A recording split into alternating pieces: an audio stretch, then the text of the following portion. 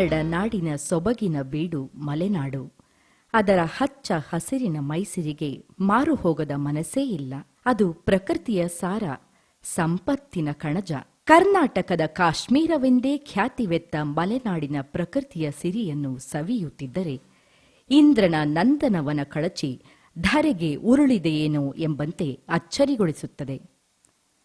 ಆ ರಮಣೀಯ ಸೌಂದರ್ಯಕ್ಕೆ ಸಾಟಿಯಿಲ್ಲ. ಒಂದೆಡೆ ಗಗನಚುಂಬಿ ಪರ್ವತ ಶ್ರೇಣಿಗಳು, ಅದರ ಬುಡದಲ್ಲಿ ಅರುಣನ ಕಿರಣಗಳು, ಇಣುಕಲಾರದ ದಟ್ಟ ಅರಣ್ಯರಾಶಿ, ಅದರೊಳಗಿಂದ ತೇಲಿ ಬರುವ ಸಹಸ್ರ ಸಹಸ್ರ ಪಕ್ಷಿ ಸಂಕುಲದ ಸುಮಧುರ ಗಾನ. ಇನ್ನೊಂದೆಡೆ ಕಣ್ಣೋಟದ ಅಂಚಿನವರೆಗೂ ಹರಡಿಕೊಂಡ ಹಸಿರಿನ ಸೆರಗಿನ ನೀರವ ಮೌನ ಗಾಂಭೀರ್ಯ. ಕೆಲವೆಡೆ ಹರಿವ ತುಂಗೆಯ ಕಲರವನಾದ, ಮೇಲೆ ವಿಶಾಲವಾದ ನೀಲಿಗಗನ. ಇಂತಹ ಸಂಪದ್ಭರಿತ ರಮಣೀಯ ನಿಸರ್ಗದ ಮಡಿಲಲ್ಲಿರುವ ತೀರ್ಥಹಳ್ಳಿ ಒಂದು ಸುಂದರ ತಾಣ. ಈ ಪ್ರಕೃತಿ ಸಿರಿಯ ಬನದಂಚಿನಲ್ಲಿ ಹರಿದು ಬಂದ ತುಂಗಾ ಜಲಪಾನ ಮಾಡಿ ಅನೇಕ ವಿಶಿಷ್ಟ ಪ್ರತಿಭೆಗಳ ಮಹಾಪೂರವೇ ಹರಿದು ಬಂದು ರಾಜ್ಯ, ರಾಷ್ಟ್ರ, ಅಂತಾರಾಷ್ಟ್ರೀಯ ಮಟ್ಟದಲ್ಲೂ ಹೆಸರು ಮಾಡಿ ಇತಿಹಾಸ ಸೃಷ್ಟಿಸಿರುವುದು ಸರ್ವವೇದ್ಯ.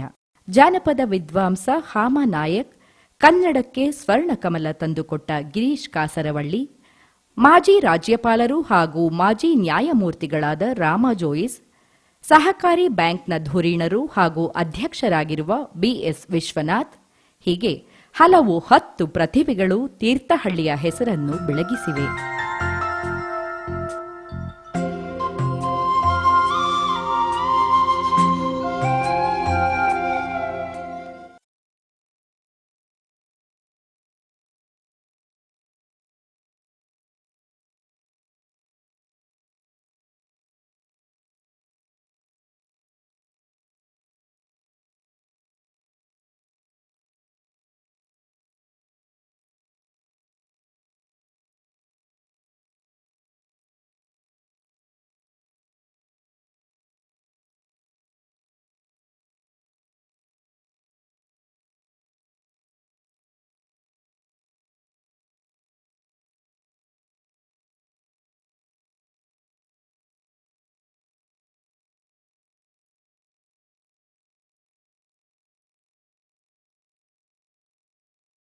ಇದೇ ತೀರ್ಥಹಳ್ಳಿಯಲ್ಲಿ ಅರಳಿದ ಇನ್ನೊಂದು ಕುಸುಮ ಕಲ್ಗದ್ದೆ ಲೋಕಣ್ಣಗೌಡರ ಮಗ ಕೆ. ಗಂಗಪ್ಪಗೌಡ.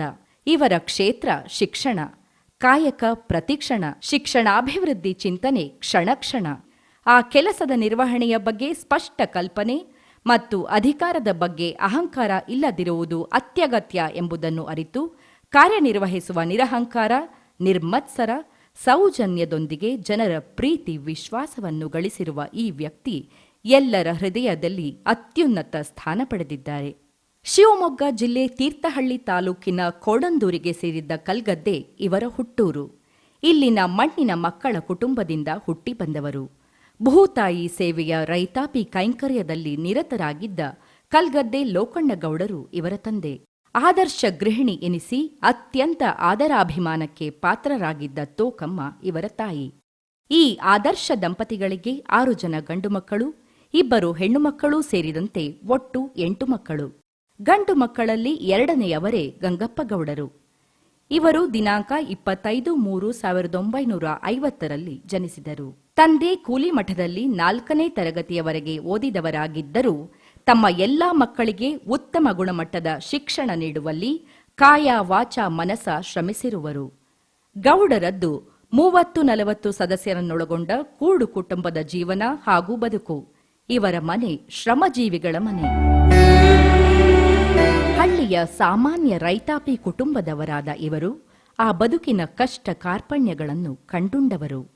ವಿದ್ಯಾರ್ಥಿಯೊಂದಿಗೆ ವಿದ್ಯಾರ್ಥಿಯಾಗಿ, ರೈತರೊಂದಿಗೆ ರೈತರಾಗಿ ಕೂಡಿ ಬಾಳುವ, ಕೂಡಿ ದುಡಿಯುವ, ಕೂಡಿ ಸವಿಯುವ ಅಪೂರ್ವ ಪಾಠವನ್ನು ಇವರು ತಮ್ಮ ಕುಟುಂಬದಿಂದ ಬಾಲ್ಯದಲ್ಲಿಯೇ ಕಲಿತರು.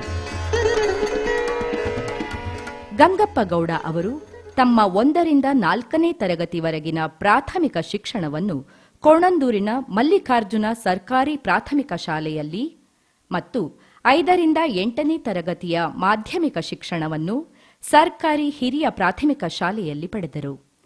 ಈ ಶಾಲೆಗಳಿಗೆ ತಮ್ಮೊಂದಿಗೆ ನಡೆದುಕೊಂಡು ಬರುತ್ತಿದ್ದ ಮಕ್ಕಳೊಂದಿಗೆ ದಾರಿಯಲ್ಲಿ ಸಿಗುವ ಗದ್ದೆ ಅಂಚಿನ ಕೆಸರಿನಲ್ಲಿ ಬೀಳದಂತೆ ಸರ್ಕಸ್ ಮಾಡುತ್ತಾ ಅವರೆಲ್ಲರೊಂದಿಗೆ ಕುಣಿದು ಕುಪ್ಪಳಿಸಿಕೊಂಡು ಹೋಗುವ ಹಾಗೂ ದಾರಿಯ ಮಧ್ಯದಲ್ಲಿ ಹರಿಯುತ್ತಿದ್ದ ನೀರಿನೊಂದಿಗೆ ನೀರಾಟವಾಡುತ್ತಾ ಕಾಲ ಕಳೆದಿದ್ದನ್ನು ಈಗಲೂ ನೆನೆಯುತ್ತಾರೆ.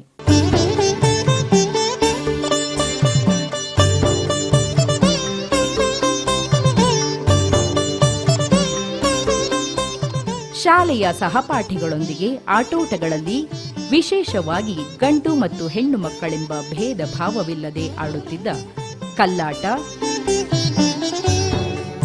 ಗೋಲಿಯಾಟ,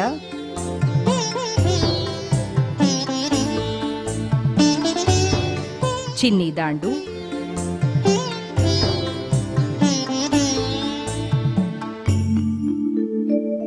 ಬುಗುರಿ,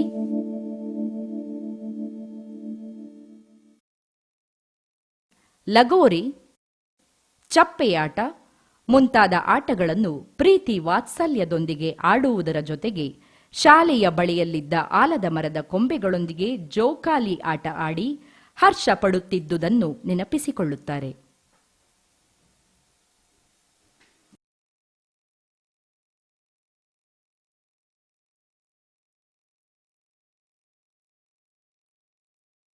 ಬಾಲ್ಯದಲ್ಲಿ ಈ ಮಟ್ಟಕ್ಕೆ ಬರ್ತಾರೆ ಅಂತಕ್ಕಂಥ ಸೂಚನೆ ನಾವು ಯೋಚನೆ ಮಾಡಿರಲಿಲ್ಲ. ಗಂಗಪ್ಪ ಗೌಡರಿಗೆ ನಾವು 5 ಜನ ಮೇಷ್ಟ್ರು ಸಹ ಅವ್ರ ಜೊತೆಗೆ ಭಾಳಷ್ಟು ಒಳ್ಳೆ ರೀತಿಯಲ್ಲಿ ನಡ್ಕೊಂಡು ಹೋಗಿದ್ದೀವಿ. ನಯ ವಿನಯ ಸೌಜನ್ಯದಿಂದ ಕೂಡಿದಂಥ ವಿದ್ಯಾರ್ಥಿ ಆಗಿದ್ದರು. ನಮ್ಮೆಲ್ಲರಿಗೂ ಕೂಡ ಅಚ್ಚುಮೆಚ್ಚಿನ ವಿದ್ಯಾರ್ಥಿಯಾಗಿದ್ದರು. ಪ್ರೌಢಶಾಲೆ ವಿದ್ಯಾರ್ಥಿಯಾಗಿದ್ದರೂ ಮನೆಯ ರೈತಾಪಿ ಕೆಲಸವನ್ನು ಮಾಡುವಲ್ಲಿ ಎಂದೂ ಹಿಂದೆ ಬಿದ್ದವರಲ್ಲ. ತಮ್ಮ ಬಿಡುವಿನ ವೇಳೆಯಲ್ಲಿ ರೈತರ ಬದುಕಿನ ಆಧಾರ ಸ್ತಂಭಗಳಾದ ಹಸುಕರು, ಎತ್ತು, ಎಮ್ಮೆ ಕೋಣ ಮುಂತಾದವುಗಳು ಮನೆಯಲ್ಲಿ ಬಹಳಷ್ಟು ಇದ್ದು ಇವುಗಳಿಗೆ ಹುಲ್ಲು ಹಾಕುವುದು, ನೀರುಣಿಸುವುದು, ಮೈ ತೊಳೆಯುವುದು, ಅವುಗಳ ಪಾಲನೆ ಪೋಷಣಾ ಕಾರ್ಯದಲ್ಲಿ ಕುಟುಂಬದವರೊಂದಿಗೆ ಗೌಡರು ಸಹಕರಿಸುತ್ತಿದ್ದರು. ಗಂಗಪ್ಪ ಗೌಡರು ಪ್ರೌಢ ಹಾಗೂ ಪದವಿ ಪೂರ್ವ ಶಿಕ್ಷಣವನ್ನು ನ್ಯಾಷನಲ್ ಜೂನಿಯರ್ ಕಾಲೇಜಿನಲ್ಲಿ ಪಡೆದರು. ನಂತರ 1 ವರ್ಷ ಬಿಎಸ್ಸಿಯನ್ನು ತೀರ್ಥಹಳ್ಳಿಯ ತುಂಗಾ ಪ್ರಥಮ ದರ್ಜೆ ಕಾಲೇಜಿನಲ್ಲಿ ಪಡೆದು ಬಿಎಸ್ಸಿ ಮತ್ತು ಎಲ್ಎಲ್ಬಿಯನ್ನು ಮೈಸೂರಿನ ಶಾರದಾ ವಿಲಾಸ ಕಾಲೇಜುಗಳಲ್ಲಿ, ಎಲ್ಎಲ್ಎಂ ಅನ್ನು ಮೈಸೂರಿನ ಗಂಗೋತ್ರಿಯಲ್ಲಿ, ಎಂಎಯನ್ನು ಧಾರವಾಡ ವಿಶ್ವವಿದ್ಯಾನಿಲಯದಲ್ಲಿ ಮತ್ತು ಬಿಎಡ್ ಅನ್ನು ಮೈಸೂರಿನ ಮಹಾರಾಜ ಬಿಎಡ್ ಕಾಲೇಜಿನಲ್ಲಿ ಪಡೆದಿರುತ್ತಾರೆ. Diploma in planning and administration ಅನ್ನು national university of educational planning and administration new ಡೆಲ್ಲಿಯಿಂದ ಹೊಂದಿರುತ್ತಾರೆ. ಗಂಗಪ್ಪ ಗೌಡರು ತಮ್ಮ ಉನ್ನತ ಶಿಕ್ಷಣವನ್ನು ಪಡೆಯುವುದರ ಜೊತೆಗೆ ಕರ್ನಾಟಕ ಲೋಕಸೇವಾ ಆಯೋಗದ ಪರೀಕ್ಷೆಯನ್ನು ತೆಗೆದುಕೊಂಡು ಯಶಸ್ವಿಯಾಗಿ ಆಯ್ಕೆಗೊಂಡ ಬಗೆಯನ್ನು ಹಾಗೂ ಅದಕ್ಕೆ ಸಹಕರಿಸಿದ ಮಹನೀಯರನ್ನು ಈ ರೀತಿ ನೆನೆಯುತ್ತಾರೆ. ನಾನು ಶಿಕ್ಷಣದ ಬಗ್ಗೆ ಹೊಂದಿರುವಂಥ ಆಸಕ್ತಿ, ಅಲ್ಲಿ ವಹಿಸಿದ ಶ್ರಮ, ಅದಕ್ಕೆ ದೊರೆತಂಥ ಪ್ರತಿಫಲ ಅಂತೇಳಿ ನಾನು ಇವತ್ತು ಕೂಡ ಈ ಪ್ರೊಬೇಷನರಿ ಹುದ್ದೆಗಳಿಗೆ ಆಯ್ಕೆಯಾಗಿ ಹೇಳ್ತಾ ಇರ್ತೇನೆ. ಕರ್ನಾಟಕ ಲೋಕಸೇವಾ ಆಯೋಗದಿಂದ ಸಾರ್ವಜನಿಕ ಶಿಕ್ಷಣ ಇಲಾಖೆಗೆ ಪ್ರೊಬೇಷನರಿ ಶಿಕ್ಷಣ ಅಧಿಕಾರಿಯಾಗಿ 1978ರಲ್ಲಿ ಆಯ್ಕೆಯಾದರು. 1980ನೇ ಜೂನ್ 30ರಂದು ಇದೇ ತೀರ್ಥಹಳ್ಳಿ ತಾಲೂಕಿನ ಮೇಗರವಳ್ಳಿಯ ಒಡೆಗದ್ದೆಯ ಹೆಸರಾಂತ ವ್ಯಕ್ತಿಯಾದಂತಹ ಶ್ರೀ ಅಣ್ಣೇಗೌಡರು ಮತ್ತು ಶ್ರೀಮತಿ ಹೂವಮ್ಮನವರ ಕಿರಿಯ ಮಗಳಾದಂತಹ ವಿಜಯಲಕ್ಷ್ಮಿಯವರೊಂದಿಗೆ ತಮ್ಮ ದಾಂಪತ್ಯ ಜೀವನವನ್ನು ಪ್ರಾರಂಭಿಸಿದರು. ರಾಜ್ಯದ ವಿವಿಧ ಸ್ಥಳಗಳಲ್ಲಿ ಪ್ರೌಢಶಾಲಾ ಪ್ರೊಬೇಷನರಿ ಮುಖ್ಯ ಶಿಕ್ಷಕರಾಗಿ, ಸರ್ಕಾರಿ ಪದವಿ ಪೂರ್ವ ಕಾಲೇಜಿನ ಪ್ರಭಾರ ಪ್ರಾಂಶುಪಾಲರಾಗಿ, ಸಹಾಯಕ ಶಿಕ್ಷಣ ಅಧಿಕಾರಿಯಾಗಿ, ಹಿರಿಯ ಸಹಾಯಕ ನಿರ್ದೇಶಕರಾಗಿ, ಶಿಕ್ಷಣಾಧಿಕಾರಿಯಾಗಿ ಸೇವೆ ಸಲ್ಲಿಸಿರುವರು. ಇವರು ಶಿವಮೊಗ್ಗ ಜಿಲ್ಲೆ, ಬೆಂಗಳೂರು ಉತ್ತರ, ಬೆಂಗಳೂರು ದಕ್ಷಿಣ, ಬೆಂಗಳೂರಿನ ಗ್ರಾಮಾಂತರ ಜಿಲ್ಲೆಗಳಲ್ಲಿ ಮತ್ತು ಮೈಸೂರು ಜಿಲ್ಲೆಯಲ್ಲಿ ಆಡಳಿತ ಉಪನಿರ್ದೇಶಕರಾಗಿ, ಜಿಲ್ಲಾ ಮಟ್ಟದ ದಕ್ಷ ಆಡಳಿತಗಾರರಾಗಿ ಸೇವೆ ಸಲ್ಲಿಸಿರುವರು.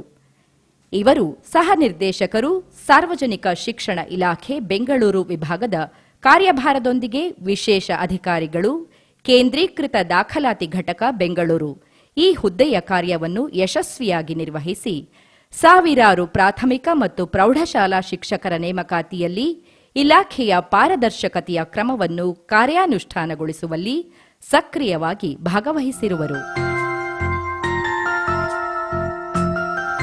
ನಂತರ ಪ್ರಾಥಮಿಕ ಶಿಕ್ಷಣ ನಿರ್ದೇಶಕರು, ಸಾರ್ವಜನಿಕ ಶಿಕ್ಷಣ ಇಲಾಖೆ ಇಲ್ಲಿಗೆ ಬಡ್ತಿ ಹೊಂದಿ ದಿನಾಂಕ 30/3/2008 ವಯೋನಿವೃತ್ತಿ ಹೊಂದಿರುವರು.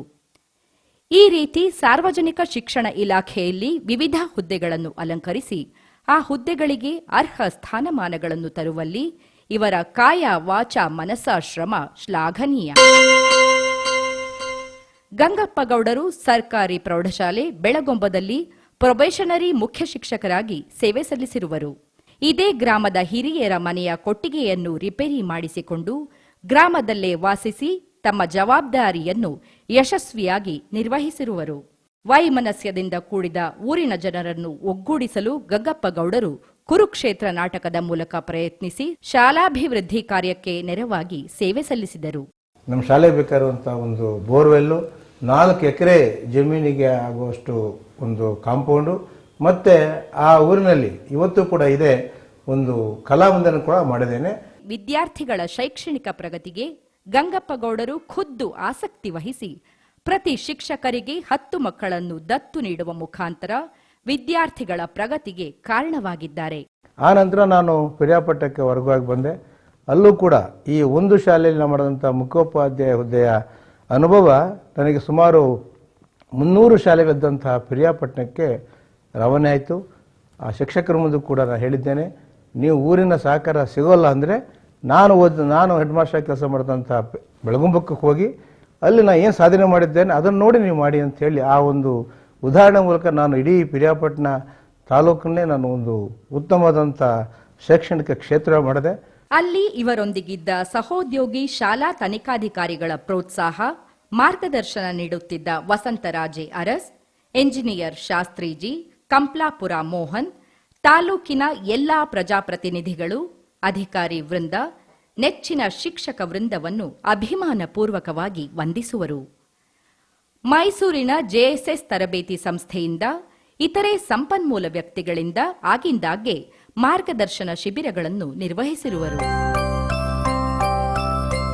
ನಾವು ಪಿರಿಯಾಪಟ್ಟಣದಲ್ಲಿ ಇದ್ದಂತಹ ಒಂದು ಸಂದರ್ಭ 1988ನೇ ಇಸ್ವಿನಲ್ಲಿ ಅಂತ ಅಂದ್ಕೊಳ್ತೀನಿ. ಆಗ ಆ ಸುತ್ತಮುತ್ತ ಮಡಿಕೇರಿ ಸುತ್ತಮುತ್ತ ಸಾಕಷ್ಟು ರಾಬರೀಸ್ ನಡೀತಾ ಇತ್ತು. ಆ ಒಂದು ದಿನಗಳಲ್ಲಿ ಒಂದು ದಿನ ನಮ್ಮನೆಗೂ ಕೂಡ ಸುಮಾರು ರಾತ್ರಿ 1:20 ಸರಿಯಾಗಿ ಯಾರೋ ಬಂದು ಧಡಾರ್ ಅಂತ ಒಂದು ದೊಡ್ಡ ಕಲ್ಲನ್ನ ಎತ್ತಾಕಿದ್ರು. ಒಂದು ಸಾರಿ ಆದಾಗ ನಮ್ಗೆ ಎಚ್ಚರ ಆಯ್ತು, ಯಾರೋ ಇರ್ಬೋದು, ದೊಡ್ಡ ಮನೆ ಆಗಿತ್ತು, ಅದು ನಮ್ಗೆ ಒಂದು ಬಂಗ್ಲೆನೆ ಕೊಟ್ಟಿದ್ರು, ಅಲ್ಲಿ ಯಾರೋ ಇರ್ಬೋದು ಅಥವಾ ಏನೋ ಇರಬಹುದು ಅಂದ್ಕೊಂಡು ಎದ್ವಿ. 2ನೇ ಸಾರಿ ಅದೇ ಶಬ್ದ ಬಂದಾಗ ಓ ನಮ್ಮನೆಗೂ ಯಾರೋ ಕಳ್ಳರು ಬಂದಿದ್ದಾರೆ ಅಂತ ನಮಗನ್ನಿಸ್ತು. ಎದ್ದುಬಿಟ್ಟು ಹೋದಾಗ ಆಗ್ಲೇ ಅರ್ಧ ಭಾಗದಷ್ಟು ಬಾಗ್ಲು ಒಡೆದೋಗ್ಬಿಟ್ಟಿತ್ತು, ಮುಂದಿನ ಬಾಗ್ಲು. 6 ಜನ ಎದುರುಗಡೆಗೆ ನಿಂತಿದ್ದಾರೆ, ಇನ್ನ 2 ಅವ್ರ ಹಿಂದೆ ನಿಂತಿದ್ದಾರೆ, ಮುಸುಕು ಹಾಕೊಂಡಿದ್ದಾರೆ. ಅದನ್ನ ನೋಡಿದ ತಕ್ಷಣ ನಮಗೆ ಗೊತ್ತಾಯ್ತು ಇವರು ರಾಬರರ್ಸ್ ಅಂತ. ಅವ್ರು ಬಂದಿದ್ದನ್ನ ನೋಡಿದ್ದೇನೆ. ನಮ್ಮ ಮನೆಯವರು ಆ ಬಾಗ್ಲ ಹತ್ರದಲ್ಲೇ ನಿಂತ್ಕೊಂಡ್ರು. ನಾನು ಒಳಗಡೆ ಹೋಗಿ, ಒಂದು ದೊಡ್ಡ ಮಚ್ಚು ಇತ್ತು ನನ್ನ ಹತ್ರ, ಹಾಗೆ ಒಂದು ಕುಟ್ಟೋದಕ್ಕೆ ಪುಡಿ ಮಾಡೋದಕ್ಕೆ ಒಂದು ಕಬ್ಬಿಣದ ರಾಡ್ ಇತ್ತು, ಕಬ್ಬಿಣದ ನಾವು ಅದಕ್ಕೆ ಸಬಲ್ ಮುಂಡಿ ಅಂತ ಹೇಳ್ತೀವಿ, ಅದಿತ್ತು. ಅದನ್ನ ತಗೊಂಡ್ ಬಂದು ಅವ್ರ ಕೈಗೊಂದು ಕೊಟ್ಟು ನಾನು ಒಂದು ಹಿಡ್ಕೊಂಡು ಬಾಗ್ಲ ಹತ್ರ 2 ಆಚೆ ಈಚೆ ನಿಂತ್ವಿ. ಅದನ್ನ ಸುಮಾರು 20 ನಿಮಿಷ ಫೈಟ್ ಮಾಡಿದ್ವಿ ನಾವು ಅವ್ರ ಜೊತೆಗೆ. ಅದನ್ನ ರಾಬರರ್ಸ್ ನೋಡಿದ್ರು. ಅವರು ಒಂದು ಈಟಿ ತರದ್ದನ್ನ ಹಾಕ್ಬಿಟ್ಟು ನಮ್ಮನೆಯವ್ರನ್ನ ಹಿಂದೆ ತಳ್ಳಿ ಒಳಗ್ ಬರೋದಕ್ಕೆ ನೋಡಿದ್ರು. ಬಟ್ ನಮ್ಮನೆಯವರು ಅದಕ್ಕೆ ಅವಕಾಶನೇ ಕೊಡ್ಲಿಲ್ಲ. ಬಹಳ ಬೋಲ್ಡ್ ಆಗಿ ಅದನ್ನ ಅವರು ಫೇಸ್ ಮಾಡಿದ್ರು. ನಮಗೆ ಬಹುಶಃ ಆ ಧೈರ್ಯ ಅದು ಎಲ್ಲಿಂದ ಬಂತೋ ನನಗೂ ಗೊತ್ತಿಲ್ಲ. ಅಂತೂ ಆ ಸಂದರ್ಭದಲ್ಲಿ ನಾವು ಅದನ್ನ ಫೇಸ್ ಮಾಡಿದ್ವಿ. ಅಷ್ಟೊತ್ತಿಗೆಲ್ಲ ಸದ್ದನ್ನ ಕೇಳಿ ಅಕ್ಕಪಕ್ಕದಲ್ಲಿ ಇದ್ದಂತಹ ಮನೆಗಳವರೆಲ್ಲ ಎದ್ದು ಆಚೆ ಬಂದಿದ್ರಿಂದ ರಾಬರರ್ಸ್ ಅಲ್ಲಿಂದ ಓಡ್ ಹೊರಟೋದ್ರು. ಕರ್ನಾಟಕ ಸರ್ಕಾರ ನಮ್ಗೆ ಒಂದು ಅವಾರ್ಡ್ ಕೂಡ, ಶೌರ್ಯ ಪ್ರಶಸ್ತಿಯನ್ನ ಕೂಡ ನಮ್ಮನೆಯವರಿಗೆ ಆ ಸಂದರ್ಭದಲ್ಲಿ ಕೊಡ್ತು. ಯೋಜನಾ ವಿಭಾಗದ ಸಹಾಯಕ ನಿರ್ದೇಶಕರಾಗಿ ಬೆಂಗಳೂರು ಆಯುಕ್ತರ ಕಚೇರಿಯಲ್ಲಿ ಕಾರ್ಯನಿರ್ವಹಿಸಿದ ಗಂಗಪ್ಪಗೌಡರು ಇಲಾಖೆಯ ಕಪ್ಪು ಹಲಗೆಯ ಕಾರ್ಯಾಚರಣೆ ಯೋಜನೆ ಮತ್ತು ಆ ವಿಭಾಗದ ಎಲ್ಲಾ ಯೋಜನಾ ಕಾರ್ಯಕ್ರಮಗಳನ್ನು ಯಶಸ್ವಿಯಾಗಿ ನಿರ್ವಹಿಸಿ ಎಲ್ಲರ ಗೌರವಕ್ಕೆ ಪಾತ್ರರಾದರು. ಇಲಾಖೆಯ ಹಿರಿಯ ಐಎಎಸ್ ಅಧಿಕಾರಿಗಳು ಇವರ ಬಗ್ಗೆ ಹೇಳಿರುವ ಕೆಲವು ಮಾತುಗಳು ಗಮನಾರ್ಹ. He is an excellent officer. Shri S V. Ranganath, IAS, ಅಂದಿನ ಆಯುಕ್ತರು. I have not seen such an officer like you in my service. Shri Upendra Tripathi, IAS, ಅಂದಿನ ಆಯುಕ್ತರು. ನಿಮ್ಮ ಜವಾಬ್ದಾರಿಯಲ್ಲಿ ನಿರ್ವಹಣೆಯಾಗುವುದಾದರೆ ಕರ್ನಾಟಕ ವಸತಿ ಶಿಕ್ಷಣ ಸಂಸ್ಥೆಯ 5,000ಕ್ಕೂ ಹೆಚ್ಚು ಪ್ರಾಂಶುಪಾಲರು, ಬೋಧಕ, ಬೋಧಕೇತರರ ನೇಮಕಾತಿ ಪ್ರಕ್ರಿಯೆಯನ್ನು ತಮ್ಮ ಕೇಂದ್ರೀಕೃತ ದಾಖಲೆ ಘಟಕದಲ್ಲಿ ನಿರ್ವಹಿಸಲು ಅನುಮತಿ ನೀಡುತ್ತೇವೆ ಎಂದು ಅನುಮತಿ ನೀಡಿದ ಶ್ರೀ ಕುಮಾರ್ ನಾಯಕ್, ಐಎಎಸ್, ಅಂದಿನ ಪ್ರಧಾನ ಕಾರ್ಯದರ್ಶಿಗಳು, ಪ್ರಾಥಮಿಕ ಮತ್ತು ಪ್ರೌಢಶಿಕ್ಷಣ ಇಲಾಖೆ, ಮತ್ತು ಶ್ರೀ ತುಷಾರ್ ಗಿರಿನಾಥ್, ಐಎಎಸ್, ಅಂದಿನ ಆಯುಕ್ತರು. He is highly qualified. He should be transferred to our office only. Malathi Das, IAS, ಅಂದಿನ ಆಯುಕ್ತರು. ರಾಜ್ಯ ಮಟ್ಟದ ಯೋಜನಾ ಶಾಖೆಗೆ ಗಂಗಪ್ಪ ಗೌಡರು ಅತ್ಯಗತ್ಯ ಎಂದು ಹೇಳಿದ ಶ್ರೀ ಸಿ. ಹನುಮೇಗೌಡರನ್ನು ಗಂಗಪ್ಪ ಗೌಡರು ಸದಾ ನೆನಪಿಸಿಕೊಳ್ಳುತ್ತಾರೆ. ಇವರು ತಮ್ಮ ಜವಾಬ್ದಾರಿಯುತ ಕಾರ್ಯಗಳನ್ನು ಕೇವಲ ಇಲಾಖೆಗೆ ಮಾತ್ರ ಸೀಮಿತಗೊಳಿಸಿಕೊಳ್ಳದೆ ತಮ್ಮ ಹುಟ್ಟೂರು, ತಾಲೂಕುಗಳಿಗೂ ಮಾಡಿರುವ ಮುಖ್ಯ ಕಾರ್ಯಗಳು ಇಂತಿವೆ. ಹುಟ್ಟೂರು ನೀವೇನು ಮಾಡಿದ್ದೀರಿ ಅಂತೇಳಿ ಅದನ್ನು ನಾನು ಸ್ಪಷ್ಟ ಹೇಳಕ್ಕೆ ಇಷ್ಟಪಡ್ತೇನೆ. ನಾನು ಬುದ್ಧಿ ಬಂದೋಲಿಂದ ನಾನು LLB ಓದ್ತಿರುವಾಗ ಅವಾಗ ಲ್ಯಾಂಡ್ ರಿಫಾರ್ಮ್ ಆಕ್ಟ್ ಬಂತು, ಉಳುವನೆ ಭೂಮಿಯ ಒಡೆಯ ಅಂತೇಳಿ. ಅದಕ್ಕೊಂದು ಅರ್ಜಿ ಸಲ್ಲಿಸಬೇಕಾಗಿತ್ತು. ಅರ್ಜಿ ಸಲ್ಲಿಸಲಿಕ್ಕೆ ಅಲ್ಲಿಯ ಶಾನುಭೋಗರು ಆವಾಗ ನಮ್ಮನೆಗೆ ಕೇಳಿದಂಥ ಚಾರ್ಜು 150 ರೂಪಾಯಿ. ಆವಾಗ ನಾನು ಒಂದಿನ MLA ಆಗಿದ್ದಂಥ ಕೊಡಗು ಲಿಂಗಪ್ಪನ ಜೊತೆ ಒಡಗೂಡಿ LLB ಓದ್ತಾ ಇದ್ದೆ. ರಜಾವಧಿಯಲ್ಲಿ ಸುಮಾರು 1000 ಜನ ಈ ಟೆನೆಂಟ್ಸ್, ಲ್ಯಾಂಡ್ ಹೋಲ್ಡರ್ಸ್ ಇದ್ರಲ್ಲ, ಅವರ ಅರ್ಜಿಗಳನ್ನು ಟ್ರಿಬ್ಯುನಲ್ಲಿಗೆ ಹಾಕ್ಸಕ್ಕೆ ನಾನು ಆಫೀಸ್ ಓಪನ್ ಮಾಡ್ಕೊಂಡು ಮಾಡಿದ್ದೇನೆ. ಪಡೆದಂಥ ಫೀಸ್ ಕೇವಲ 6 ರೂಪಾಯಿ. 6 ರೂಪಾಯಿಗೆ ವಿತ್ ಕೋರ್ಟ್ ಫೀ 1000 ಜನ ರೈತರು ಇವತ್ತು ಭೂಮಿಯ ಒಡೆಯರಾಗಿದ್ದಾರೆ. ಆಮೇಲೆ ನಮ್ಮ ಊರಿನ ಮನೆ ಮೇಲ್ಗಡೆ ಎಲ್ಲ ಬಯಲಿತ್ತು. ರೈತರಿಗೆ ಆ ಜಾಗ ಕೊಡದೇ ಇದ್ದರೆ ಮುಂದೆ ಮನೆ ಕಟ್ಟಕ್ಕೆ ಅವಕಾಶನೇ ಇರಲಿಲ್ಲ. ಆ ಸಂದರ್ಭದಲ್ಲಿ ಊರಿನವರೆಲ್ಲ ಸೇರಿಕೊಂಡು ಪ್ರತಿ ಮನೆಗೆ 2 ಸೈಟು ಅಂತ ಮಾಡಿ ಆ ಕಾಲದಲ್ಲಿ ಒಂದು ಸೈಟ್ 40-60ಗೆ 45 ರೂಪಾಯಿ. ಇವತ್ತು ಅದು 4.5 ಲಕ್ಷ. ಇವತ್ತು ಅಣ್ಣತಮ್ಮದಿಗಳೆಲ್ಲ ಆ ಸೈಟ್ಗಳಲ್ಲಿ ಮನೆ ಮಾಡಿಕೊಂಡು ನೆಮ್ಮದಿಯಾಗಿದ್ದಾರೆ. ವಿಶೇಷವಾಗಿ ಕೋಣಂದೂರಿಗೆ ನಾನು NES ಓದಂಥವನು. ಸುಮಾರು ವರ್ಷಗಳ ಕಾಲ NES ಓದಿದ್ದೀನಿ. ಇನ್ನು ಹೈಸ್ಕೂಲ್ ಬೇಡ ಅನ್ನೋ ಮಟ್ಟಕ್ಕೆ ನಾವು ಮಾಡಿದ್ವಿ. ಆದರೆ NESನಲ್ಲೇ ಒಂದು ರೆಸಿಡೆನ್ಸ್ ಸ್ಕೂಲ್ ಮಾಡಿದಾಗ ನಮ್ಮ ಬಡ ಮಕ್ಕಳಿಗೆ ಸರ್ಕಾರಿ ಶಾಲೆ ಬೇಡವೆ ಅಂತ ಯೋಚನೆ ಮಾಡಿ ನಾನು ಮಿಡ್ಲ್ ಸ್ಕೂಲ್ ಓದುವಂಥ ಶಾಲೆಯಲ್ಲೇ ಒಂದು ಹೈಸ್ಕೂಲನ್ನು ಮಂಜೂರು ಮಾಡಿಸಿದ್ದೇನೆ. ಆವಾಗ ಏನು ಇತ್ತು ಅಂದರೆ MLAಗೆ ಒಂದು ಸ್ಕೂಲ್ ಮಾತ್ರ ಅಂತಿತ್ತು. ಅವಾಗ ಜ್ಞಾನೇಂದ್ರ ಇದ್ದರು. ನಾನು ಆವಾಗ ಒಂದು ಅವ್ರಿಗೆ ಕೊಡಿ, ನಾನು DDP ಪ್ಲ್ಯಾನಿಂಗ್ ಇದ್ದೆ. ಆ್ಯಸ್ DDP ಪ್ಲ್ಯಾನಿಂಗ್ ಆಗಿ ನನಗೊಂದು ಶಾಲೆ ಕೊಡಬೇಕು, ನಮ್ಮೂರಿಗೆ ಶಾಲೆ ಕೊಡಬೇಕು ಅಂತೇಳಿ ಆವಾಗ ನಮ್ಮ HD ರೇವಣ್ಣವರು ಅದರ ಮುಂಚೂಣಿ ಕೆಲಸ ಮಾಡ್ತಾಯಿದ್ರು. ಅವ್ರ ಕಾಲದಲ್ಲಿ ಕೋಣಂದೂರಿಗೆ ಒಂದು ಸರ್ಕಾರಿ ಪ್ರೌಢಶಾಲೆಯನ್ನು ಮಂಜೂರು ಮಾಡಿ, ಆ ಮಂಜೂರು ಮಾಡುವಾಗಲೇ ರೇವಣ್ಣವರು ನಿಮಗೆಲ್ಲ ಗೊತ್ತಿದೆ, ಬಿಲ್ಡಿಂಗು ಕೂಡ ಸ್ಯಾಂಕ್ಷನ್, ಹೈಸ್ಕೂಲ್ ಮಂಜೂರಾಯಿತು, 20 ಲಕ್ಷ ರೂಪಾಯಿ ಬಿಲ್ಡಿಂಗು ಕೂಡ ಮಂಜೂರಾಯಿತು. ನಾನು ನನ್ನ ಕೈಯಿಂದ 2 ಲಕ್ಷ ರೂಪಾಯಿ ಪಿಟೋಪ್ಗಳು ಕೊಟ್ಟಿದ್ದೇನೆ. ಕೊಟ್ಟು ಇವತ್ತು ನಮ್ಮ ಮನೆ ಮುಂದೆ ಸರ್ಕಾರಿ ಪ್ರೌಢಶಾಲೆ ಇದೆ, ಅದರ ಮಂಜೂರಾತಿ ನಾನೇ ಮಾಡ್ತೇನೆ. ಅದಕ್ಕೆ ಪೂರಕವಾಗಿ ಗ್ರಾಮ ಪಂಚಾಯತಿಯವರು ಮತ್ತು ತಾಲೂಕು ಎಲ್ಲ ನನಗೆ ಅಭಿನಂದನೆ ಮಾಡಿದ್ದಾರೆ. ಆದರೆ ನನಗೆ ಸಂತೋಷ ಇದೆ. ಆಮೇಲೆ ನಮ್ಮ ಊರಲ್ಲದಂಥ ನ್ಯಾಷನಲ್ ಸ್ಕೂಲ್ ಅಥವಾ ವಿವೇಕಾನಂದ ಸ್ಕೂಲ್ ಅಥವಾ ಇನ್ನೊಂದು ಶಾಲೆ, ಇವೆಲ್ಲಕ್ಕೂ ಶಾಲೆಗಳಿಗೂ ಕೂಡ ಅಪ್ಗ್ರೇಡ್ ಮಾಡಲಿಕ್ಕೆ ಶೈಕ್ಷಣಿಕ ಚಟುವಟಿಕೆಗಳ ಹೆಚ್ಚಳಿಕೆಗೆ ನಮ್ಮ ಗ್ರಾಮಾಂತರ ಪ್ರದೇಶದ ವಿದ್ಯಾರ್ಥಿಗಳ ಅನುಕೂಲ ಆಗಲಿಕ್ಕೆ ಹೇಳ್ಬೇಕು ಮಾಡಿದ್ದೇನೆ. ಅದೇ ರೀತಿಯಲ್ಲಿ ನಮ್ಮ ವಕೀಲ ಸಂಘದಿಂದ ನಡೀತಿರುವಂಥ CBSE ಸ್ಕೂಲು ಕೂಡ ಮಂಜೂರು ಮಾಡಲಿಕ್ಕೆ ನಾನು ಸಹಕಾರ ಮಾಡಿದ್ದೇನೆ. ಇವತ್ತು ವಕೀಲ ಸಂಘದ CBSE ಸ್ಕೂಲಿಗೆ ನಾನೊಬ್ಬ ಎಜುಕೇಷನ್ ಅಡ್ವೈಸರು ಹೌದು. ಈಗಾಗಲೇ ಕೋಣದೂರಿನಲ್ಲಿ ಒಂದು ನ್ಯಾಷನಲ್ ರೆಸಿಡೆನ್ಸ್ ಸ್ಕೂಲ್ ಇದೆ. ಅದು ಆವಾಗ ಕ್ಯಾನ್ಸಲ್ ಆಗಿ ಬಂದಿತ್ತು. ನಾನು ಆ ನ್ಯಾಷನಲ್ ಎಜುಕೇಷನ್ ಸಂಸ್ಥೆಯಲ್ಲಿ ಪ್ರೌಢಶಾಲೆ ಓದಂಥವನು. ಆ ಒಂದು ಗೌರವದಿಂದ ಮತ್ತೆ ಕ್ಯಾನ್ಸಲ್ ಆಗಿ ಬಂದಿರೋದನ್ನು ಮತ್ತೆ ರಿನ್ಯೂವಲ್ ಮಾಡಿಸಿ ಮತ್ತೆ ನಾನು ಅಪೀಲ್ ಮಾಡಿ ಇವತ್ತು ಕೂಡ ರಾಷ್ಟ್ರೀಯ ವಸತಿ ಶಿಕ್ಷಣ ಸಂಸ್ಥೆ ಏನಿದೆ ಕೋಣದೂರಿನಲ್ಲಿ ಅದು ಬರಲಿಕ್ಕೆ ನಾನು ಕಾರಣಕರ್ತ ಕೆಲಸ ಮಾಡಿದ್ದೇನೆ. ಆ ಸಂದರ್ಭದಲ್ಲಿ SSAಯಿಂದ ಮಂಜೂರಾತಿಗಿಂತ ಹೆಚ್ಚು ಹಣ ಶಿವಮೊಗ್ಗ ಜಿಲ್ಲೆಗೆ ಬರುವಂತೆ ಮಾಡಿ ಅತಿ ಹೆಚ್ಚು ಹಣವನ್ನು ಶಿವಮೊಗ್ಗ ಜಿಲ್ಲೆ ಭರಿಸುವಂಥ ಕೀರ್ತಿ ನಂದಾಗಿದೆ. ಅದರ ಜೊತೆಗೆ ಶಿವಮೊಗ್ಗ ಜಿಲ್ಲೆಯ ಶಾಲೆಗಳ ಶೈಕ್ಷಣಿಕ ಗುಣಮಟ್ಟವನ್ನು ಹೆಚ್ಚಿಸಲಿಕ್ಕೆ ಅವರು ತಮ್ಮ ಕಾರ್ಯದ ಮುಖಾಂತರನೇ ಜಿಲ್ಲೆಯ ಎಲ್ಲ ಶಿಕ್ಷಕರಿಗೆ ಹಾಗೂ ಎಲ್ಲ ಸ್ತರದ ಅಧಿಕಾರಿಗಳಿಗೆ ಮಾದರಿಯಾಗಿದ್ದರು. ಗೌಡರ ಈ ಎಲ್ಲಾ ಸಾಧನೆಗೆ ಕಾರಣವಾದ ಮುಖ್ಯವಾದ ಟರ್ನಿಂಗ್ ಪಾಯಿಂಟ್ ಬಗ್ಗೆ ವಿಚಾರಿಸಿದಾಗ, ಬದುಕಿನಲ್ಲಿ ಬಹುಶಃ ನನಗೆ ಪ್ರಾರಂಭದಿಂದ ಕೊನೆಯವರೆಗೂ ಸಾಕಷ್ಟು ಟರ್ನಿಂಗ್ ಪಾಯಿಂಟ್ಸ್ಗಳು ಬಂದಿದೆ. ಅದನ್ನ ಹೇಳಬೇಕಂದ್ರೆ ಮೊದಲನೇದಾಗಿ ನಾನು ಹೇಳಿದ್ದೇನೆ, ನಾನು ರೆಗ್ಯುಲರ್ ಶಾಲೆಗೆ ಹೋಗೋಲ್ಲ ಅಂದಾಗ ನಮ್ಮ ತಾಯಿ ಹೊಡೆದು ಒಂದು ದಿವಸ ಹೊಡೆದೆಚ್ಚಿಸಿದಂಥದ್ದು. ನಾನು ಮುಂದೆ ಯಾವುದೇ ದಿವಸ ಕೂಡ ಶಾಲೆಗೆ ಗೈರ್ಹಾಜಿಗಲ್ಲ. ನನಗೆ ಪ್ರತಿ ವರ್ಷ ಕೂಡ 100% ಅಟೆಂಡೆನ್ಸಿಗೆ ನಾನು ಪ್ರೈಸ್ ತಗೊಳ್ತಾ ಇದ್ದೆ. ಚಿಕ್ಕ ವಯಸ್ಸಲ್ಲಿ ಭಾರಿ ತುಂಟಾಟ ಅಂದ್ರೆ ಸಾಲಿಗೆ ಹೋಗಿ ಸ್ವಲ್ಪ ಕಳ್ ಬೀಳ್ತಿದ್ದ. ನಮ್ಮ ಅಮ್ಮ ಒಂದಿನ ಕೊಟ್ಟಿಗೆಯಲ್ಲಿ ಸಗಳಿ ಬಚ್ತಾ ಇದ್ರು. ಅವಾಗ ಹಿಡಿ ಸೋಡಲ್ಲಿ ಹಿಂದೆ ಮುಂದೆ ಹೊಡೆದ್ಬಿಟ್ರು. ನಮ್ ದೊಡ್ಡಪ್ಪಯ್ಯ ಇದ್ರು, ಅವರು ಬೆನ್ನತ್ತಿಗೆ ಬಂದ್ಬಿಟ್ರು ನಮ್ಮ ಅಮ್ಮನ್ನ. ಹೋಗ್ದೇನೆ ನನ್ನ ಮಗನ್ನ ಅಂತೇಳಿ, ಅಣ್ಣ ನಾ ಬರ್ತೀನ ಸ್ಕೂಲಿಗೆ ಅಂತೇಳಿ ಅಣ್ಣನ ಜೊತೆ ಹೋಗ್ಬಿಟ್ಟೆ. ಆಮೇಲೆ 2ನೇ ಡಿಗ್ರಿ ಓದುವಾಗ ನಾನು ಮೈಸೂರಿಗೆ ಹೋಗಬೇಕು ಅನ್ನೋ ಆಸೆ ಬಂತು. ಆ ಮೈಸೂರಿಗೆ ಹೋಗ್ಲಿಕ್ಕೆ ಪ್ರೇರಣೆ ಶೇಖರ್ ಅಂತ ನನ್ನ ಕ್ಲೋಸ್ ಫ್ರೆಂಡ್. ವರ್ಷಕ್ಕೆ 100 ರೂಪಾಯಿ ಇದ್ರೆ ಸಾಕು, ನೀವು ಮೈಸೂರಿಗೆ ಬಂದುಬಿಟ್ರೆ JSS ಹಾಸ್ಟ್ಲಿಗೆ 100 ರೂಪಾಯಿ ಕಟ್ಟಿಬಿಟ್ರೆ ಒಂದು ವರ್ಷ ಓದ್ಬೋದು ಅಂತ.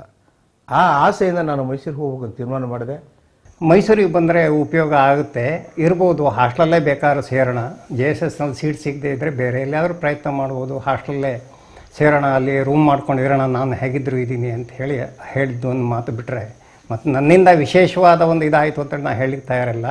ಗುರುದೇವ್ ಪ್ರಸಾದ್ ಮತ್ತು ನಾನು ನಮ್ಮ ಅಣ್ಣರ ಮನೆಯಲ್ಲಿ ಒಂದು ದೊಡ್ಡ ಕ್ಯಾಬಿನೆಟ್ ತೀರ್ಮಾನ ತೆಗೆದುಕೊಂಡು ಇಬ್ಬರು ಕೂಡ ಮೈಸೂರಿಗೆ ಬಂದ್ವಿ.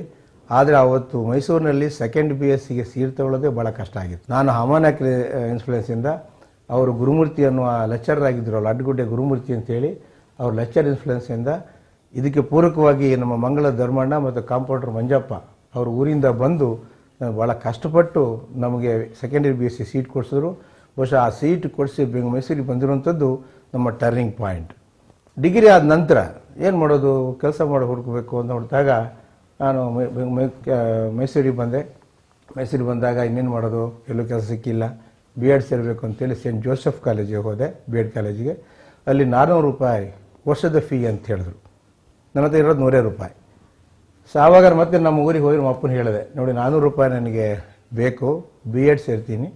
ನಾನು ಈಗ ಏನು B.Ed ಅಂದ್ರೆ ಏನು ಅಂತ ಕೇಳಿದ್ರು. ನಮ್ಮ ಗುರುಗಳು ರಾಮಚಂದ್ರ ಜೋಶಿ ಇದಾರಲ್ಲ, ಹಾಗೆ ನಾನು ಟೀಚರ್ ಆಗ್ತೀನಿ ಅಂದರೆ, ಇಲ್ಲ ನಿನ್ನ ಜವಾಬ್ದಾರಿ ಜಾಸ್ತಿ ಇದೆ, ನೀನು B.Ed ಸೇರೋದು ಬೇಡ, ನೀನು LLB ಸೇರು ಅಂತ ಹೇಳಿ ನನಗೆ LLB ಸೇರಿಸಿದ್ರು. ಬಹುಶಃ ಆ ಸಂದರ್ಭದಲ್ಲಿ ಅವರು B.Ed ಸೇರ್ಲಿಕ್ಕಾಗಿ 400 ರೂಪಾಯಿ ಕೊಟ್ಬಿಟ್ಟಿದ್ರೆ ನಾನು ಇದು B.Ed ಮಾಡಿಕೊಂಡು ಕೇವಲ ಅಲ್ಲಿ ಊರಿನೆಲ್ಲ ಮೇಷ್ಟ್ರ ಆಗಿರ್ತಿದ್ದೆ.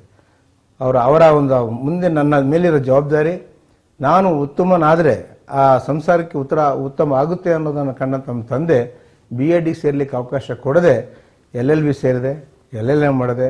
ನಾ ಬೈಕೊಂಡಿದ್ದು ಉಂಟು, ನಮ್ಮಪ್ಪ ಈ ಥರ ಮಾಡಿ B.Ed ವಹಿಸ್ಬಿಟ್ಟೆ, ಒಂದೇ ವರ್ಷಕ್ಕೆ ನಾನು ಮೇಷಾಗಿರ್ತಿದ್ದೆ, 6-7 ವರ್ಷ ಓದ್ದಂಗೆ ಮಾಡಿಬಿಟ್ರಲ್ಲಪ್ಪ ಅಂತೇಳಿ ಬೈಕೊಂಡಿದ್ದು ಉಂಟು. ಅದು ಇವತ್ತು ನಮ್ಮ ತಂದೆ ನೆನೆಸ್ಕೊಳ್ತಿದ್ದೀನಿ. ಗೌಡರ ದಕ್ಷ ಮತ್ತು ಪ್ರಾಮಾಣಿಕ ಕರ್ತವ್ಯಕ್ಕೆ ಪ್ರಮುಖವಾಗಿ ಪ್ರಭಾವ ಬೀರಿದವರು ಶ್ರೀ ಗೋವಿಂದೇಗೌಡರು.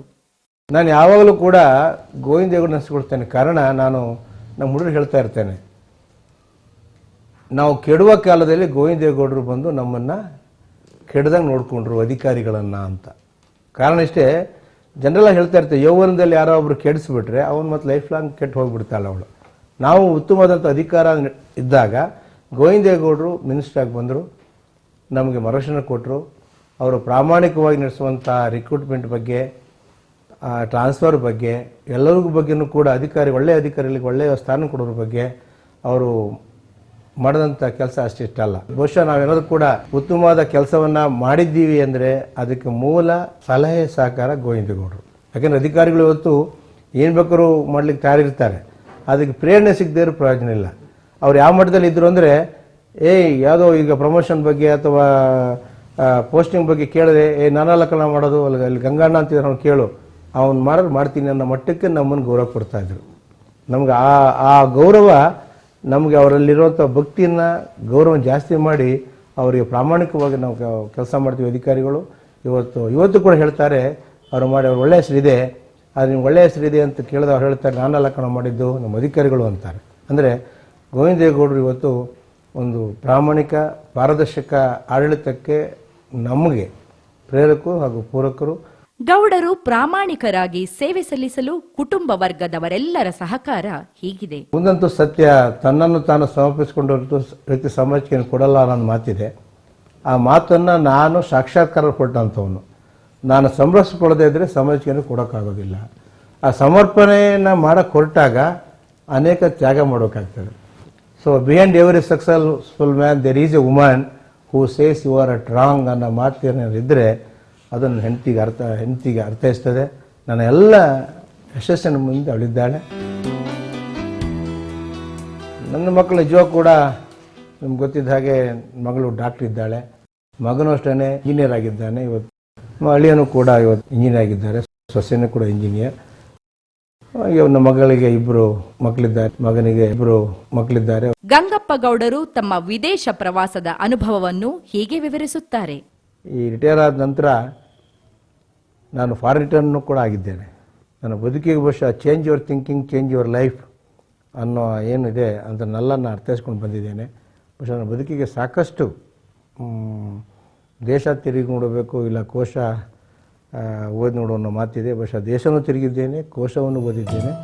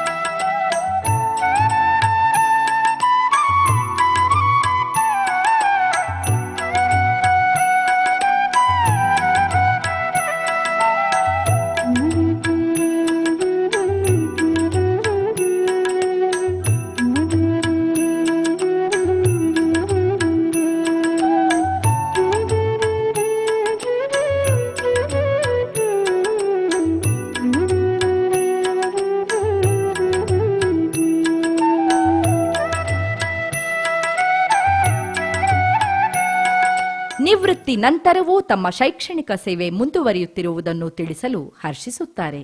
ಇದು ಒಂದು ಸುದೈವ. ಬಹುಶಃ ನಾವು ಉತ್ತಮ ಕೆಲಸ ಮಾಡಿದ್ರೆ ನಾವು ವೃತ್ತಿಯಿಂದ ನಿವೃತ್ತರಾದ್ರೂ ಕೂಡ ಪ್ರವೃತ್ತಿಯಿಂದ ನಿವೃತ್ತರಾಗಲ್ಲ ಅನ್ನೋದಕ್ಕೆ ಇದೊಂದು ಸಾಕ್ಷಿ. ಈ ನಿವೃತ್ತಿ ಯಾವಾಗ ಅಂದರೆ ಯಾವಾಗ ವರ್ಕ್ ಸ್ಟಾಪ್ ಮಾಡ್ತೀವಿ ಅಂತೇಳಿ. ಸೊ ಅದರಿಂದ ನಾನು ವರ್ಕ್ ಸ್ಟಾಪ್ ಮಾಡಿದ್ರೆ ನಾನು ನಿವೃತ್ತಿ ಅಂತಲೇ ಅರ್ಥ. ನಾವು DPI ನಿವೃತ್ತರಾಗಿದ್ದೇವೆ, ಎಜುಕೇಷನ್ ಆಫೀಸರ್ ಆಗಿದ್ದೇವೆ. ಆದರೆ ಪ್ರವೃತ್ತಿ ಏನು ಶಿಕ್ಷಕರು, ಶಿಕ್ಷಕರ ಮಾರ್ಗದರ್ಶಿಗಳು. ನಾನು ಮಾಡೋಂಥ ಒಂದು ಉತ್ತಮ ಕಾರ್ಯ ಅದನ್ನು ಮನಗೊಂಡು ಭರತ್ಲಾಲ್ ಮೀನಾ ಅವರು ಸೆಕ್ರೆಟರಿ ಆಗಿದ್ದರು ನಮ್ಮ ಸೊಸೈಟಿ, ಅವರು ಕರೆದು ಮೊರಾರ್ಜಿ ದೇಸಾಯಿ, ಕಿತ್ತೂರಾಣಿ ಚೆನ್ನಮ್ಮ, ಏಕಲವ್ಯ ಮಾದರಿ ಶಾಲೆ ಸುಮಾರು 555 ಶಾಲೆಗಳಿದ್ದಾವೆ ನಮ್ಮ ಸಮಾಜ ಇಲಾಖೆ ಅಡಿಯಲ್ಲಿ. ಇದು ಗ್ರಾಮಾಂತರ ಪ್ರದೇಶದ ಪ್ರತಿಭಾವಂತ ಪರಿಶಿಷ್ಟ ಜಾತಿ, ಪರಿಶಿಷ್ಟ ವರ್ಗ, ಹಿಂದುಳಿದ ವರ್ಗ ಮತ್ತು ಅಲ್ಪಸಂಖ್ಯಾತರ ಮಕ್ಕಳಿಗಾಗಿರುವಂಥ ಶಾಲೆ. ಈಗ 6ನೇ ತರಗತಿಗೆ ಅಡ್ಮಿಷನ್ ಆಗಬೇಕು ಅಂದರೆ 5ನೇ ತರಗತಿಯಲ್ಲಿ ಓದ್ತಿರುವಂಥ ಮಕ್ಕಳಿಗೆ ಆಯಾ ಶೈಕ್ಷಣಿಕ ವರ್ಷದ ಮಾರ್ಚ್ ಕೊನೆಯ ಭಾನುವಾರ ಪರೀಕ್ಷೆ ಮಾಡಿ ಆ ಪರೀಕ್ಷೆಯ ಮಾರ್ಚ್ನ ಆಧಾರದ ಮೇಲೆ ನಾವು ಜಿಲ್ಲಾ ಮಟ್ಟದಲ್ಲಿ ಕೌನ್ಸಿಲಿಂಗ್ ಮಾಡಿ ಇವತ್ತು ನಾವು ಅಡ್ಮಿಷನ್ ಕೊಡ್ತಿದ್ದೇವೆ.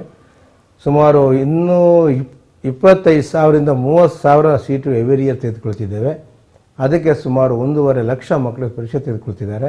ಇದಕ್ಕೆ ಪೂರಕವಾಗಿ ನಾನು ಹೋದ ನಂತರ ಜಿಲ್ಲೆಗೊಂದು ನಾವು ಸೈನ್ಸ್ PUC ಕಾಲೇಜ್ ಕೂಡ ಮಾಡಿದ್ದೇವೆ, PCMB ಮತ್ತು PCMCS ಕಾಂಬಿನೇಷನಲ್ಲಿ. ಸಂಘ ಸಂಸ್ಥೆಗಳಲ್ಲೂ ಗಂಗಪ್ಪ ಗೌಡರ ಚಟುವಟಿಕೆಗಳು. ನನಗೆ ಸಂಘ ಸಂಸ್ಥೆ ಅಂದರೆ ಈಗಾಗಲೇ ನಾನು ಲಯನ್ಸ್ ಸಂಸ್ಥೆಯಲ್ಲಿ ಕೆಲಸ ಮಾಡ್ತಿದ್ದೇನೆ. ಇದಕ್ಕೆ ಪೂರ್ವಕವಾಗಿ ನಾನು ರಾಜ್ಯ ಶೈಕ್ಷಣಿಕ ನಿವೃತ್ತ ಅಧಿಕಾರಿಗಳ ಸಂಘ ಬೇರೆ ಮಾಡ್ಕೊಂಡಿದ್ದೇನೆ. ಅದಕ್ಕೆ ನಾನು ಪ್ರಧಾನ ಕಾರ್ಯದರ್ಶಿಯಾಗಿದ್ದೇನೆ. ಕ್ಲಾಸ್ 2 ಇಂದ DP ಆಗಿರುವಂಥ ಎಲ್ಲ ಅಧಿಕಾರಿಗಳು ನಿವೃತ್ತರಾದಂಥವರು ಕೂಡ ಈ ಸಂಘದಲ್ಲಿದ್ದಾರೆ. ಈ ಎಲ್ಲಾ ಸಾಧನೆಗಳನ್ನು ಗಳಿಸಿರುವ ಗಂಗಪ್ಪ ಗೌಡರ ಬಗ್ಗೆ ಆತ್ಮೀಯ ಬಳಗದ ಅನಿಸಿಕೆಗಳು ಈ ರೀತಿ ಇದೆ. ಬಹುಶಃ ನನಗೆ ಅವರು ಪಿರಿಯಾಪಟ್ಟಣದಲ್ಲಿ AU ಅಂತ ಹೇಳಿ ಯಾವಾಗ ಪೋಸ್ಟ್ ಇತ್ತು, ಅವರು ಒಂದು ಕಾರ್ಯಕ್ರಮವನ್ನು ಮಾಡಿ ಬರಲೇಬೇಕು ಅಂತಂದ್ರೆ ಹೋಗಿದ್ದೆ ನಾನು. ನನ್ನ ಮನಸ್ಸಿಗೆ ಸಂತೋಷ ಆಯಿತು. ಯುವಕರು ಇದ್ದಾರೆ, ಉತ್ಸಾಹಿಗಳಿದ್ದಾರೆ, ಮತ್ತು ವಿಶ್ವಾಸ ಉಪಾಧ್ಯಾಯಗಳ ವಿಶ್ವಾಸ ಇಟ್ಕೊಂಡು ಒಳ್ಳೆ ಕಾರ್ಯಕ್ರಮ ಮಾಡೋದು ಅಂತ ಹೇಳಿ ಸಂತೋಷ ಆಗಿತ್ತು ನನಗೆ. ಬಟ್ ಇದನ್ನು ಮತ್ತೆ ನಾನು 94ರಿಂದ 99ರವರೆಗೆ ರಾಜ್ಯದ ಪ್ರಾಥಮಿಕ ಪ್ರೌಢ ಶಿಕ್ಷಣ ಇಲಾಖೆ ಜವಾಬ್ದಾರಿ ಹೊತ್ಕೊಂಡಾಗ ಅದು ನನಗೆ ಜ್ಞಾಪಕ ಬರ್ತಾ ಇರ್ತಿತ್ತು. ಅಲ್ಲಿ ಇಷ್ಟೊಂದು ನಿಷ್ಠೆ ಪ್ರಾಮಾಣಿಕತೆಯಿಂದ ಕೆಲಸ ಮಾಡ್ತಕ್ಕಂಥ ಒಬ್ಬ ವ್ಯಕ್ತಿ ನಾನಲ್ಲಿ ನೋಡಿದ್ದಂತ ಅಂತ ಹೇಳಿ ಇಲ್ಲಿ ಕಮಿಷನರ್ ಆಫೀಸ್ನಲ್ಲಿ ಗಂಗಾಗೌಡರನ್ನು ನೋಡಿಕೊಂಡಾಗ ಮನಸ್ಸಿಗೆ ಧೈರ್ಯ ಬರ್ತದೆ. ನಿಷ್ಠೆ ಪ್ರಾಮಾಣಿಕತೆಯಿಂದ ಮಾಡ್ತಕ್ಕಂಥ ಅಧಿಕಾರಿಗಳಿದ್ದರೆ ಒಳ್ಳೆ ಕೆಲಸಗಳನ್ನು ಮಾಡ್ಬೋದು ಅಂತ ಹೇಳಿ ಹುಮ್ಮಸ್ಸು ನಮಗೆ. ಇವತ್ತೇನಾದರೂ ಒಳ್ಳೆ ಕೆಲಸ ಆಗಿದೆ ಅಂತ ಹೇಳಿ ನೀವೇನೋ ತಿಳ್ಕೊಳ್ಳೋದಂದರೆ ಗಂಗಪ್ಪಗೌಡರ ಪಾಲು ಇದೆ. ಅದೇ ರೀತಿ ನಮ್ಮ ಇಲಾಖೆಯಲ್ಲಿ SV ರಂಗನಾಥ್ ಅಂತ ಹೇಳಿ ಸೆಕ್ರೆಟರಿ ಕೆಲಸ ಮಾಡ್ತಾಯಿದ್ರು. ಬಟ್ ಅನೇಕ ಜನ ಅಧಿಕಾರಿಗಳು ನಿಸ್ವಾರ್ಥತೆಯಿಂದ ಸೇವೆ ಮಾಡಿದ್ದಾರೆ. ನನಗೆ ಅನಿಸಿದ್ದೇನು ಅಂತಂದರೆ, ನಾವು ಶುದ್ಧವಾಗಿ ಪ್ರಾಮಾಣಿಕತೆಯಿಂದ ಇದ್ದರೆ ರಾಜಕಾರಣಿಗಳಾಗಿರ್ತಕ್ಕಂಥದ್ದು ಅಧಿಕಾರಿಗಳು ಖಂಡಿತ ಅದಕ್ಕೆ ಸ್ಪಂದಿಸ್ತಾರೆ ಅಂತ ಹೇಳಿ ನನ್ನ ಅನುಭವದ ಮಾತನ್ನು ಹೇಳ್ತಾರೆ. ಗಂಗಪ್ಪಗೌಡರು ಭಾಳ ಒಂದು ದಕ್ಷ ಪ್ರಾಮಾಣಿಕ ಅಧಿಕಾರಿ. ನಮ್ಮ ಮಲೆನಾಡಿನ ಪ್ರಾಂತ್ಯದಿಂದ ಬಂದಂಥ ಒಬ್ಬ ವ್ಯಕ್ತಿ. ನಮ್ಮ ತಂದೆಯವರಾದಂಥ ಶ್ರೀಯುತ ಗೋವಿಂದೇಗೌಡರ ಆಪ್ತ ವಲಯದಲ್ಲಿ ಅವರು ಗುರುತಿಸ್ಕೊಂಡಿದ್ದರು. ಅವರು ಶಿಕ್ಷಣ ಮಂತ್ರಿಗಳಾದಂಥ ಸಂದರ್ಭದಲ್ಲಿ ಪ್ರತಿದಿನ ತಂದೆಯವರನ್ನ ಬೆಂಗಳೂರಲ್ಲಿದ್ದಂಥ ಸಂದರ್ಭದಲ್ಲಿ ಅವರ ಕಚೇರಿಯಲ್ಲಿ ಭೇಟಿ ಮಾಡಿ ಅವ್ರ ಬಗ್ಗೆ ಎಜುಕೇಷನ್ ಡಿಪಾರ್ಟ್ಮೆಂಟಿನಲ್ಲಿ ಆಗುವ ರಿಫಾರ್ಮ್ಸ್ ಬಗ್ಗೆ ತುಂಬ ಡಿಸ್ಕಷನ್ನ ಆತ್ಮೀಯವಾಗಿ ಮಾಡ್ಕೊಳ್ತಾಯಿದ್ರು. ಬಹುಶಃ ತಂದೆಯವರು ಹೆಚ್ಚಾಗಿ ಯಾರನ್ನೂ ನಂಬೇಕಾದ್ರೆ ಅವರಲ್ಲಿ ಒಂದು ಪಾರದರ್ಶಕತೆ ಇದ್ದರೆ ಮಾತ್ರ ನಂಬ್ತಾಯಿದ್ರು. ಒಬ್ಬ ಪ್ರಾಮಾಣಿಕ ಅಧಿಕಾರಿ ಆದಂಥ ಗಂಗಪ್ಪಗೌಡರನ್ನ ಹಾಗಾಗಿ ಅವರ ಆತ್ಮೀಯ ವಲಯದಲ್ಲಿ ಅವ್ರನ್ನ ಇಟ್ಕೊಂಡಿದ್ದರು. ಬಹುಶಃ ಅವ್ರ ಬಗ್ಗೆ ನಾನು ಹೇಳ್ತಾ ಹೋದರೆ ಒಬ್ಬ ಪ್ರಾಮಾಣಿಕವಾದಂಥ ದಕ್ಷವಾದಂಥ ನಿಷ್ಠೆ, ವೃತ್ತಿ ಬಗ್ಗೆ ಇದ್ದಂಥ ನಿಷ್ಠೆ, ಪ್ರಾಮಾಣಿಕತೆಯನ್ನು ಬಹುಶಃ ಎಷ್ಟು ಹೇಳಿದ್ರು ಕಮ್ಮಿ ಆಗುತ್ತೆ ಅಂತೇಳಿ APSCನಲ್ಲಿ ಆಗಿರ್ತಕ್ಕಂಥ ಅಭ್ಯರ್ಥಿಗಳು ಅವಕಾಶ ವಂಚಿತರಾಗಿದ್ದಾರೆ. ಅವರಿಗೆ ಕಾನೂನಲ್ಲಿ ಅವಕಾಶ ಇದೆ ಅಂತಕ್ಕಂಥದ್ದನ್ನು ನಮ್ಮ ಇಲಾಖೆಯಲ್ಲಿ ಕರ್ತವ್ಯ ನಿರ್ವಹಿಸಿದ ಶ್ರೀಯುತ ಗಂಗಪ್ಪಗೌಡರು ಸರ್ ಅವರು ಗೋವಿಂದೇಗೌಡರಿಗೆ ಶಿಕ್ಷಣ ಸಚಿವರಿಗೆ ಅದನ್ನು ಮನವರಿಕೆ ಮಾಡಿಕೊಡೋದ್ರ ಮೂಲಕ ಶಿಕ್ಷಣ ಇಲಾಖೆಗೆ ಹೆಚ್ಚಿನ ಗೌರವವನ್ನು ತರಲಿಕ್ಕೆ ಸಾಧ್ಯವಾಗಿದೆ. ಒಂದು ಸಾಮಾನ್ಯ ಹಳ್ಳಿಯ ರೈತ ಮನೆತನದ ಹುಡುಗನೊಬ್ಬ ತನ್ನ ಶಕ್ತಿ ಸಾಮರ್ಥ್ಯದೊಂದಿಗೆ ಸಾಧನೆ ಸಾಹಸಗಳೊಂದಿಗೆ ತನ್ನನ್ನು ತಾನು ಬೆಳೆಸ್ಕೊಂಡು ಉಳಿಸ್ಕೊಂಡು ತನ್ನ ಸೇವೆಯನ್ನು ಬೇರೆಯವರಿಗೂ ತಲುಪುವಂತೆ ಸಲ್ಲಿಸಿರುವಂತಹ ಒಂದು ವಿಶೇಷ ವ್ಯಕ್ತಿತ್ವವನ್ನು ಅಳವಡಿಸ್ಕೊಂಡಿರ್ತಕ್ಕಂಥ ವ್ಯಕ್ತಿತ್ವ ಗಂಗಪ್ಪಗೌಡರದ್ದು. ಗಂಗಪ್ಪಗೌಡ ಯಾವುದೇ ಕ್ಷೇತ್ರದಲ್ಲಿ ಕಾಲಿಡ್ಲಿ ಅಲ್ಲಿ ಕಾಯ ವಾಚ ಮನಸ ಕೆಲಸ ಮಾಡುವಂತಹ ಒಂದು ವೃತ್ತಿಯನ್ನೇ ಪ್ರವೃತ್ತಿಯನ್ನೇ ಆಗಿಸ್ಕೊಂಡಂತಹ ವ್ಯಕ್ತಿ ಗಂಗಪ್ಪಗೌಡ. ಅವರಿಗೆ ಸರ್ಕಾರಿ ಸೇವೆ ಅಂದರೆ ಕೆಲವರಿಗೆ 8 ಗಂಟೆ ಅಥವಾ ಹೆಚ್ಚು ಅಂದರೆ 12 ಗಂಟೆ ಇರ್ತದೆ. ಆದರೆ ಗಂಗಪ್ಪಗೌಡನಿಗೆ ಹಾಗಲ್ಲ. ಗಂಗಪ್ಪಗೌಡರ ಸೇವೆ 24/7 ಅಂತ ಹೇಳ್ಬೋದು. ಯಾವುದೇ ವ್ಯಕ್ತಿ ಏನನ್ನೇ ನಿರೀಕ್ಷಿಸಿಕೊಂಡು ಗಂಗಪ್ಪಗೌಡರ ಹತ್ರ ಹೋಗ್ಲಿ ಅವರಿಗೆ ನಕಾರಾತ್ಮಕ ಉತ್ತರ ಖಂಡಿತ ಸಿಗ್ಲಿಲ್ಲ. ಸಾಧ್ಯವಾದಷ್ಟು ಸೇವೆ ಮಾಡುವಂತಹ, ಭರವಸೆ ತುಂಬುವಂತಹ, ಧೈರ್ಯ ಕೊಡುವಂತಹ ವ್ಯಕ್ತಿತ್ವ ಗಂಗಪ್ಪಗೌಡರದು. ಶ್ರೀ ಕೆ ಗಂಗಪ್ಪಗೌಡರು ತಮ್ಮ ವೃತ್ತಿ ಜೀವನದಲ್ಲಿ ಪ್ರಾಮಾಣಿಕತೆಯನ್ನು ಆರಿಸಿಕೊಂಡಂತೆ ಹಲವಾರು ಪ್ರಶಸ್ತಿಗಳು ಅವರನ್ನು ಅರಸಿಕೊಂಡು ಬಂದಿವೆ. ರಾಜ್ಯದಲ್ಲಿ ಉತ್ತಮ DDPಗಳ ಒಂದು ಪ್ರಶಸ್ತಿಗೆ ಅವಕಾಶ ಇತ್ತು. ಆ ಸಂದರ್ಭದಲ್ಲಿ ನಾನು ಬೆಂಗಳೂರು ವಿಭಾಗದ ಅತ್ಯುತ್ತಮ ಉಪದೇಶಕರಾಗಿ ಕೂಡ ಆಯ್ಕೆಯಾಗಿ ನಾನು ಅವಾರ್ಡ್ ಪಡೆದಿದ್ದೇನೆ. ಮೈಸೂರು ಜಿಲ್ಲೆ ಪಿರಿಯಾಪಟ್ಟಣದ ದಾರಿದೀಪ ಪತ್ರಿಕಾ ಸಂಪಾದಕರಿಂದ ವರ್ಷದ ವ್ಯಕ್ತಿ ಪುರಸ್ಕಾರ, ಪ್ರತಿಷ್ಠಿತ ಸಂಘ ಸಂಸ್ಥೆಗಳಿಂದ ಗುರುಕುಲ ಪ್ರಶಸ್ತಿ, ಬೆಂಗಳೂರು ರತ್ನ, ತುಂಗೆಯ ಸುಪುತ್ರ, ಕೆಂಗಲ್ ಹನುಮಂತಯ್ಯ, ಕೆಂಪೇಗೌಡ ಪ್ರಶಸ್ತಿ ಇತ್ಯಾದಿಗಳು ಬಂದಿರುವುದು ಇವರ ಪ್ರಾಮಾಣಿಕ ಸಾಧನೆಗೆ ಸಾಕ್ಷಿಯಾಗಿವೆ.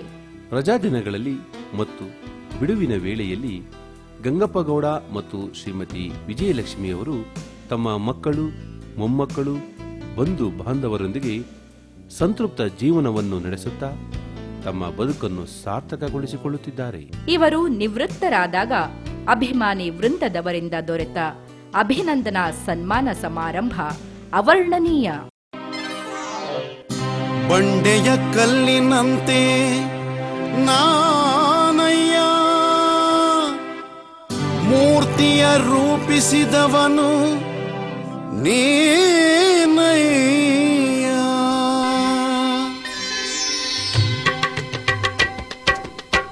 ಮಾನವ ಜನ್ಮವ ನೀಡಿದೆಯೋ, ಈ ನನ್ನ ಬದುಕನು ಬೆಳಗಿದೆಯೋ. ಮಾನವ ಜನ್ಮವ ನೀಡಿದೆಯೋ, ಈ ನನ್ನ ಬದುಕನು ಬೆಳಗಿದೆಯೋ. ನಾನೇ ಧನ್ಯ, ನಾನೇ ಭಾಗ್ಯವಂತನು, ಎಲ್ಲ ಜನರ ಪ್ರೀತಿಗೆ ಪಾತ್ರನಾದೆನು. ನಾನೇ ಧನ್ಯ, ನಾನೇ ಭಾಗ್ಯವಂತನು, ಎಲ್ಲ ಜನರ ಪ್ರೀತಿಗೆ ಪಾತ್ರನಾದೆನು. ಹೇ ದೇವಾ, ಹೇ ಹೇ ದೇವಾ.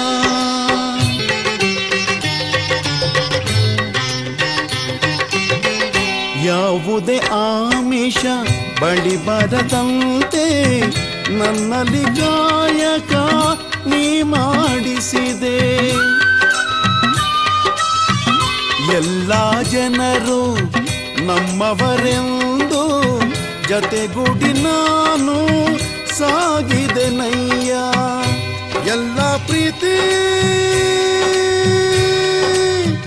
ಎಲ್ಲರ ಪ್ರೀತಿ, ಎಲ್ಲರ ಪ್ರೀತಿ ಅಭಿಮಾನ ಪಡೆದೆನಯ್ಯ. ಕರ್ಮಣ್ಯೇವಾಧಿಕಾರಸ್ತೆ ಪಾಪಲೇಶು ಕದಾಚನ, ಗೀತೆಯ ಮಾತೆ ಎಂದು ಸ್ಫೂರ್ತಿಯಾಯಿತು. ಮಾನವ ಜನ್ಮವ ನೀಡಿದೆಯೋ, ಈ ನನ್ನ ಬದುಕನು ಬೆಳಗಿದೆಯೋ. ನಾನೇ ಧನ್ಯ, ನಾನೇ ಭಾಗ್ಯವಂತನು, ಎಲ್ಲ ಜನರ ಪ್ರೀತಿಗೆ ಪಾತ್ರನಾದೆನು.